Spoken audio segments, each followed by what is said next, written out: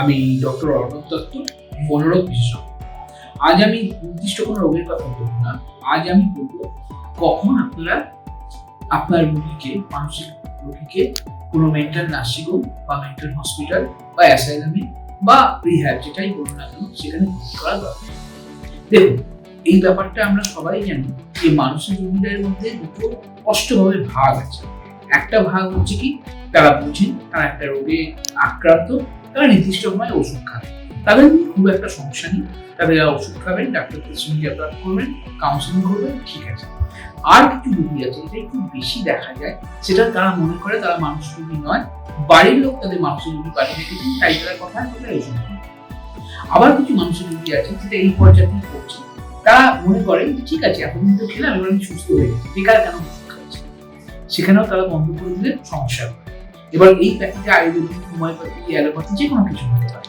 হ্যাঁ, আমি যেহেতু হোমিওপ্যাথি করি, তো আমাদের ক্ষেত্রে এখন দেখা যায় দুই করে ওষুধ বন্ধ করে দিলে কিন্তু সমস্যা হয়। অ্যালোপ্যাথিতেও মারাত্মক হয়, আয়ুর্বেদিকটা আমার অতটা জানা নেই, এখানেও নিশ্চয়ই সমস্যা হবে। এবার হচ্ছে কি, আপনার আর একটা ক্ষেত্রে হয় কি, রোগী অনেক সময় এটা করেন যে নিজেরা সেলফ মেডিকেশন করতে চান। কিছু বাড়ির লোকেরও ব্যাপার থাকে, তারাও সেলফ মেডিকেশন চেষ্টা করে, কিন্তু সম্ভব কিন্তু এইসব রোগীদের ক্ষেত্রে দেখা যায় সেলফ মেডিকেশন, এখানেও কিন্তু মারাত্মক রকম সমস্যা হয়। তখন কিন্তু মানে ভর্তি করা ছাড়া কোনো গতি থাকে না, কারণ তারা এতটাই বাড়াবাড়ি করে। কতগুলো বিষয় আমি আপনাদের বলছি, কতগুলো পয়েন্ট আউট করেছি, যেগুলো ক্ষেত্রে আপনাদের কিন্তু ভর্তি করতেই হবে। এই যে আমি বললাম, যখন কোনো একটা লোক মারাত্মক পর্যায়ে বাড়াবাড়ি হচ্ছে, হয়তো প্রথমেই হচ্ছে, তার হিস্ট্রিয়া মারাত্মক রকম হয়েছে, তার হিস্ট্রিয়া দুম করে হয়, একটু একটু করে হয় না, দুম করে হয়। হ্যাঁ, তখন কিন্তু চেষ্টা করি আমরা বাড়ি থেকে ম্যানেজমেন্ট দিতে, যদি ম্যানেজমেন্ট সম্ভব না হয় সেক্ষেত্রে কিন্তু ভর্তি হতে হবে। কারণ ভর্তি না হলে তার শারীরিক মানসিক ক্ষতি হয়েই আছে, শারীরিকও একটা বড় ক্ষতি হয়ে যাবে। সেকেন্ডলি হচ্ছে কি, আত্মহত্যা। এখন অনেক মানুষের মধ্যে আত্মহত্যা প্রবণতা থাকে, তারা ওষুধ খাচ্ছেন, কাউন্সিলিং করছেন, ঠিক আছে, কিন্তু কিছু মানুষ আছেন ওষুধটা তো বন্ধ করে দেন, বাড়ির লোক বুঝতে পারছে, সেক্ষেত্রে কিন্তু তাদের ভালো রকম ভাবে একটা জায়গায় ভর্তি করে ট্রিটমেন্ট করতে হবে। কারণ বাড়িতে যদি রাখেন তাহলে কতগুলো বিষয় আপনাদের খেয়াল রাখতে হবে, যেমন কোনো খুঁচি বা কোনো ধারালো জিনিস হাতের কাছে রাখা যাবে না, তার জানলা খোলা থাকলেও যেন গ্রিল থাকে, দরজা খোলা থাকলেও যেন গ্রিল থাকে, মানে যেটা আমরা বলি মেইন দরজা বন্ধ করা থাকবে, ছাদে যেন সে উঠতে না পারে। হ্যাঁ, ছাদ যদি পুরোটা ঢাকা হয় গ্রিলগুলোতে কোনো সমস্যা নেই, মানে এমন কোনো জায়গা থাকবে না যেখানে থেকে সে লাফাতে পারে। কোনো শক্ত দড়ি ধরা বা মেয়েদের যে ওড়না বা শাড়ি, এইগুলো তার হাতের কাছে না রাখা, অতিরিক্ত যে বন্ধু ওষুধগুলো খান, সে হোমিওপ্যাথি হোক, আয়ুর্বেদিক হোক, অ্যালোপ্যাথি হোক, বা কোনো ইঁদুরমারা বিষ বা এই জাতীয় কিছু যেন অতিরিক্ত যেন তাদের কাছে না থাকে। থানা তো এখানে না থাকাই ভালো, রোগীর বাড়ির কাছে থাকাই ভালো, আর এই বিষ জাতীয় জিনিস তো একদমই যেন ওনার কাছে না থাকে। এই ব্যাপারগুলো অবশ্যই বাড়ির লোককে দেখতে হবে। শুধু তাই নয়, অনেকে আবার নিজেদের মাথা ঠোকেন দেওয়ালে, সেক্ষেত্রে একটা প্রবলেম হচ্ছে কি, সেটা আপনাদের পক্ষে সবসময় করা সম্ভব নয় যে দেওয়ালকে আপনারা একদম মানে প্যাড দিয়ে মুড়ে দেবেন বা গদি দিয়ে মুড়ে দেবেন। এই জন্য আমাদের রিহেবিলিটেশন বা আমাদের মেন্টাল নার্সিংহোমের প্রয়োজন হয়।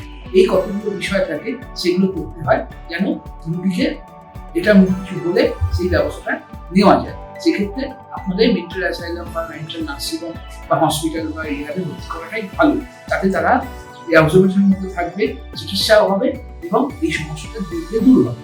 থার্ডলি হচ্ছে কি, কিছু সিজোফ্রেনিয়া ক্ষেত্রে দেখা যায় সাধারণত যখন তারা অ্যাকিউট কন্ডিশনে থাকে, বাড়ি থেকে পালিয়ে যাওয়ার একটা প্রবণতা থাকে, তাই তাদের ক্ষেত্রে এই ব্যাপারগুলো কিন্তু আপনারা মেনটেন করতে হবে। অনেকের থেকে মারাত্মক রাগ, এতটাই রাগ যে তারা হয়তো মানুষের সঙ্গে ধাক্কাধাক্কি করতে পারে বাড়ির লোক, এতে কিন্তু সে তো না বুঝে করছে, তার তখন তার রোগের একটা প্রকোপ চলছে, কিন্তু বাড়ির লোকের ক্ষতি হয়ে যাবে। সেক্ষেত্রে কিন্তু অবশ্যই আপনাকে কোনো একটা ইনস্টিটিউশনের সাহায্য নিতে হবে কিছুদিনের জন্য, যাতে কিছুটা মেনটেন করে আসার পর আবার তারা বাড়িতে থাকবে। কিছু পেশেন্টের ক্ষেত্রে যেটা হয়, বললাম যে ওষুধ খাওয়া বন্ধ করে দেয়, ওষুধ খাওয়া বন্ধ করার জন্য এই প্রবলেমগুলো হয়। আর একটা হচ্ছে নেশা। নেশা যেহেতু তিনটে ভাগ আছে, আমি আগেও অনেকগুলো ভিডিওতে বলেছি, প্রাথমিক, দ্বিতীয় বা সেকেন্ডারি, আর থার্ড বা ক্রনিক। এখন প্রাইমারি স্টেজে রোগীদের মধ্যে যে একটা গিল্ট ফিলিং থাকে, তারা তখন ছাড়তে চায় হয়তো, সেই ক্ষেত্রে তো বাড়িতে রাখা যায়। কিন্তু সেকেন্ড বা থার্ডের ক্ষেত্রে যে প্রবলেম হয়, একটা উইথড্রয়াল সিনড্রোম হয়। দেখো, উইথড্রয়াল সিনড্রোম কিছুই নয়, নেশা করতে না পারলে শরীরের মধ্যে একটা অদ্ভুত কষ্ট তৈরি হয়, কারো মাথা ঘোরে, কেউ বমি করে, কারো ঘুম হয় না, কারো পেট ব্যথা করে, অনেক রকম হয়, অনেকে মাথা দেওয়ালে ঠুকলো, রাগ দেখালো। সেই ব্যাপারটি যদি আপনার বাড়িতে কন্ট্রোল করতে না পারেন তাহলে কিন্তু খুব সমস্যা, তো তাদের ওষুধটা বন্ধ করতে পারে। সেই ক্ষেত্রে কিন্তু রিহ্যাবিলিটেশনটা বা মেন্টাল নার্সিং হোমটা ভীষণ ভীষণ জরুরি। তাতে আপনার যে মানুষটি কিন্তু প্রাণী বেঁচে যাবেন, তার সঙ্গে আপনারাও বাঁচবেন। এবার আর একটা ব্যাপার দেখা যায় আমাদের এদের মধ্যে, মেন্টাল রোগীদের মধ্যে, সেটা হচ্ছে এদের পিরিয়ডিক্যাল অর্থাৎ সময়কালে, যেমন গরমকাল, যেমন বর্ষাকাল দেখতে বাড়ে কমে।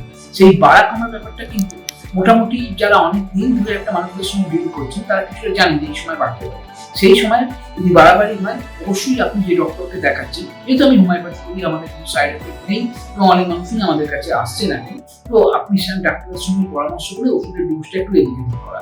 তাতেও যদি রোগী ঠিকমতো না হয়, কন্ট্রোল করা না যায়, অনেক সময় নাও যেতে পারে, সেটা আপনি যে কোনো প্যাথির ক্ষেত্রেই হতে পারে, সেক্ষেত্রে কিন্তু ভর্তি করে তাকে একটা আইভি দেওয়া বা তাকে নিশ্চিত ট্রিটমেন্ট অবশ্যই দিতে হবে। আমি এই ভিডিওটা কেন বলছি আপনাদের, অনেক মানুষই রোগীদের সঙ্গে যে আমরা ব্যবহার করেন সেটা ঠিক উচিত নয়, সেটা নিয়েও আমি পরে একটা ভিডিও বানাবো। তবে আজকে আমি যেগুলো বলবো, যেগুলো ক্ষেত্রে আপনাকে অবশ্যই আপনার দিতে হবে ইনস্ট্রাকশন, বা যারা আমার কোনো এমা বা অটিজম যাদের আছে, যাদের ক্ষেত্রে মানে মানসিক প্রতিবন্ধকতা আছে, সেই সব রোগী বলবো না, সেসব প্রতিবন্ধী মানুষদের ক্ষেত্রে কিন্তু মাঝে মাঝে দরকার হয়। হয়তো সে কোনো কারণে এতটাই ভায়োলেন্ট হয়ে গেছে, চলছে ঠিক আছে, আপনি কোনো কারণে ভায়োলেন্ট হয়ে গেছে, কোনো কারণে তো আপনি ওষুধ খাওয়াতে ভুলে গেছেন 3-4 দিন, হতেই পারে, বা অন্য কোনো রোগ চলে এসেছে, থাইরয়েড চলে এসেছে বা ভিটামিন ডি কমে গেছে, ভায়োলেন্ট হয়ে গেছে, আপনারা ম্যানেজ করতে পারবেন না, সেক্ষেত্রে কিছুদিন এর ইনস্টিটিউট করে ট্রিটমেন্ট দিয়ে তারপর আবার নর্মাল লাইফে ফেরাতে পারেন।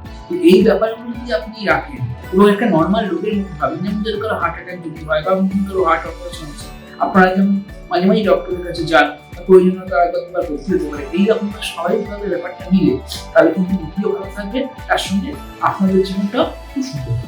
নমস্কার, ধন্যবাদ।